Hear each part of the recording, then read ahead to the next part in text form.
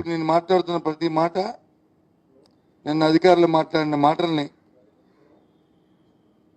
బలంగా పుచ్చుకొని మాట్లాడుతున్నాను. మీ సోదరులు కూడా, మీ అందరూ కూడా నిన్న పత్రికా సమావేశాలు చూశారు, టీవీలో చూశారు, మీ అందరూ కూడా ఉన్నారు. హెల్ప్ లైన్లు కూడా పెట్టారు. హెల్ప్ లైన్లు కూడా మాట్లాడితే వాస్తవాలు ఏంటో కూడా తెలుస్తాయి. గత ప్రభుత్వంలో ఇసుక 370 రూపాయలు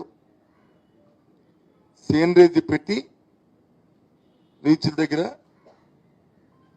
100 రూపాయలు వచ్చి హ్యాండ్లింగ్ ఛార్జెస్ పెట్టి 5 రూపాయలు వచ్చి జిఎస్టీ పెట్టి టన్నుకు 475 రూపాయలు ఇస్తే ఒక లారీ వెళ్తే ఆ లారీ 10 టన్నులైనా 20 టన్నులైనా 8 టన్నులైనా ఆ లారీలో ఇసుక పోసేవారు. అది తెచ్చి ఆ ట్రాన్స్పోర్ట్ ఎవరైతే ఆ లారీ ఆ టిప్పర్ డ్రైవర్ ఉన్నారో, లేకపోతే టిప్పర్ ఓనర్ ఉన్నారో, లేకపోతే ఎవరైతే మనం బాడుకు తీసుకుంటామో వాళ్ళు తెచ్చి మన ఇంటి ముందు ఆ ఇసుకను తెచ్చి పోసేవారు. ఇది సామాన్యులు మాట్లాడుతున్న మాట. పోసేవారు. అది ఆ లెక్కలో చూసుకుంటే విజయనగరంలో 10 టన్నుల లారీ అంటే 3 యూనిట్స్ 9 నుంచి 10,000 రూపాయలకి మన ఇంటి గుమ్మం మీద దొరికేది. ఇంటి గుమ్మం మీద డోర్ స్టెప్. అదే గాజువాకలో చూసుకుంటే 13 నుంచి 14,000 రూపాయలకి మన డోర్ స్టెప్కి మా లారీ ఎవరైతే ఉన్నారో వారు తీసుకొచ్చి పర్ టన్ను 10 టన్నులు ఇది అందించేవారు. 10 టన్నులు 10 టన్నులు అందించేవారు. అదే 10 టన్నులు వైజాగ్లో ఏ సీతమ్మదారుకో, లేకపోతే ఏ గాజువాకో, లేకపోతే ఇంకో బీచ్ దగ్గర ఎక్కడైనా సరే వేయాలంటే 14 నుంచి 15,000 రూపాయలకి డోర్ స్టెప్కి ఇచ్చేవారు. నేను ఇది అప్పర్ లిమిట్ చెప్తున్నాను, లోవర్ లిమిట్ కాదు. ఒక 500 రూపాయలు 1000 రూపాయలు ఎక్కువేసే కదా ఈ విషయాన్ని చెప్తున్నాను. ఇది వాస్తవాలు. మీరు ఏ ఇంటికి వెళ్ళి కొనుక్కున్నా సరే 4 నెలల కింద ఎంతో దొరికిందని అడిగితే చెప్తారు.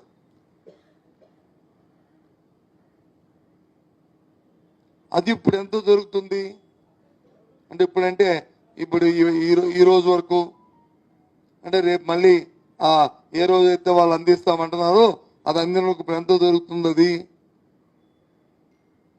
విజయనగరంలో అయితే ఆ 10,000 రూపాయలు 9 నుంచి 10,000 రూపాయలు దొరికింది. 17 నుంచి 18,000 దొరుకుతుంది. అదే గాజువాకలో అయితే మధురవాడలో అయితే 19 నుంచి 20,000 దొరుకుతుంది. ఇది 13 నుంచి 14,000 దొరికే ఇసుక 10 టన్నుల లారీ 3 యూనిట్స్. అదే విశాఖపట్నంలో అయితే ఏ మారుమూల ప్రాంతంలో ఉన్న 14 నుంచి 15,000 దొరికే ఇసుక ఇవాళ 21 నుంచి 22,000 రూపాయలకి ఇవాళ దొరుకుతుంది.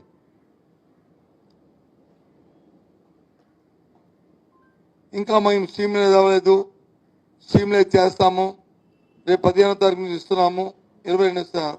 ఆ రోజుకి దయచేసి దీన్ని రాజకీయ కోణంలో కాకుండా ప్రజల తాలూకా ఆలోచన దృష్ట్యా, ప్రజల తాలూకా శ్రేయస్సు దృష్ట్యా ప్రభుత్వం ఉన్న పెద్దలు, అధికారులు కొద్దిగా మీరు ఆలోచన చేయమని కోరుతున్నాను. మీరు ఇది ఎప్పుడు నేను చెప్పిన విజయనగరము, మధురవాడ, విశాఖపట్నం ఎప్పుడిది అక్కడ కూర్చోనా ఎప్పుడిది ప్రభుత్వానికి 375 రూపాయలని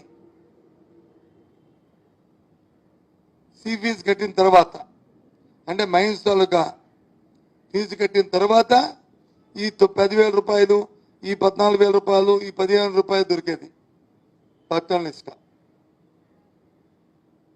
మరి మీరు ఉచితం చెప్తున్నారు కదా, ఉచితం అంటే ఈ 375 రూపాయలు కట్టాల్సిన అవసరం లేదు కదా టన్నుకి.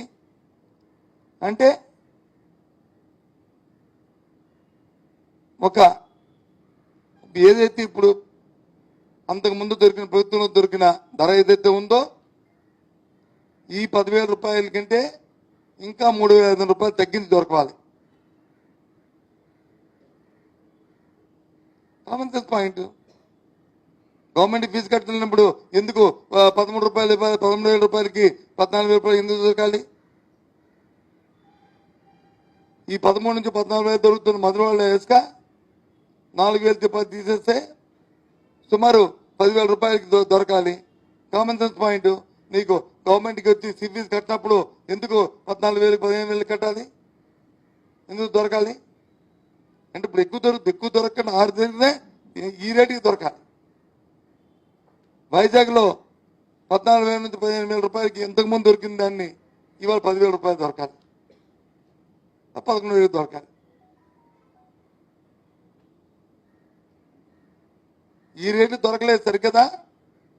ఇప్పుడు దొరుకుతుంది ఏంటి? 18, 20, 22. దయచేసి ఎక్కడ ఈ లోపం ఉంది, ఎక్కడ ఇది ఈ పెద్దలు వచ్చి దీంట్లో ఒక్కరి భాషను చెప్పి ఎవరు దీన్ని దోచుకుంటున్నారు, ఏ విధంగా ప్రభుత్వం దీన్ని స్ట్రీమ్లైజ్ చేస్తుంది,